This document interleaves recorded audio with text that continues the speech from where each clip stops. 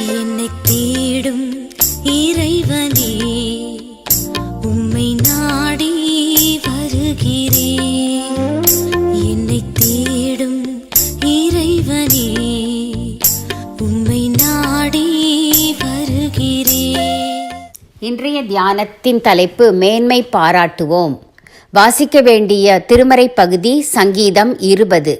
மேன்மை பாராட்டுவோம். சிலர் ரதங்களை குறித்தும் சிலர் குதிரைகளை குறித்தும் மேன்மை பாராட்டுகிறார்கள். நாங்களோ எங்கள் தேவனாகிய கர்த்தருடைய நாமத்தை குறித்தே மேன்மை பாராட்டுவோம். சங்கீதம் 20:7. தாவீது ராஜா போருக்கு செல்லும் முன் இந்த 20ஆம் சங்கீதத்தை பாடுகிறார். போருக்கு படைகள் முக்கியமானவை. அன்றைய படைகளில் குதிரைகளும் ரதங்களும் முக்கியமானவை. எனவே படையில் பெரிய ரதங்களும் நல்ல குதிரைகளும் இருந்தால் வெற்றி பெறலாம் என்று சிலர் மேன்மை பாராட்டக்கூடும். ஆனால் தாவீது ராஜாவுக்கு ஜெயமோ கர்த்தராலே வரும், கர்த்தராலேதான் வரும் என்பது நன்கு தெரியும். எனவே தன் படைகளை குறித்து மேன்மை பாராட்டாது வெற்றிக்கு மூல காரணராகிய தேவனாகிய கர்த்தரை குறித்தே மேன்மை பாராட்டுகிறார். நாமும் கூட அன்றாடம் சாத்தானுடன் போரிட வேண்டியவர்களாகவே இருக்கிறோம். சாத்தானை வெல்வதற்காக உலக பிரகாரமான முயற்சிகள் பல செய்யலாம். ஆனால் வெற்றி தருபவர் ஆண்டவரே என்பதை நன்கு உணர்ந்து அவரை அண்டிக் கொள்ள வேண்டும். ஜெபமும் உபவாசமும் சாத்தானை வெல்ல உதவும் கருவிகளே.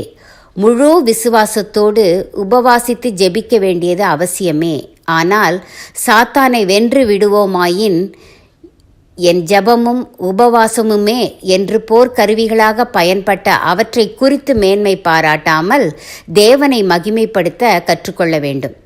நமக்கு காரியங்கள் வாய்க்கப் பெறுமானால் அது முற்றிலும் தேவ கிருபை என்பதை உள்ளத்தால் உணர்ந்து அதனால் வரும் மேன்மை முழுவதையும் அவருக்கே அர்ப்பணிக்க வேண்டும். தங்களுடைய உபவாசமும் ஜெபமும் வெறும் கருவிகளே என்பதை உணராத சிலர் தங்கள் உபவாசத்தை குறித்தும் ஜெபத்தை குறித்தும் மேன்மை பாராட்டி கொண்டிருக்கின்றனர். தேவனுடைய சுத்த கிருபையினாலேயே சகல நன்மைகளையும் பெற்றுக்கொள்கிறோம்.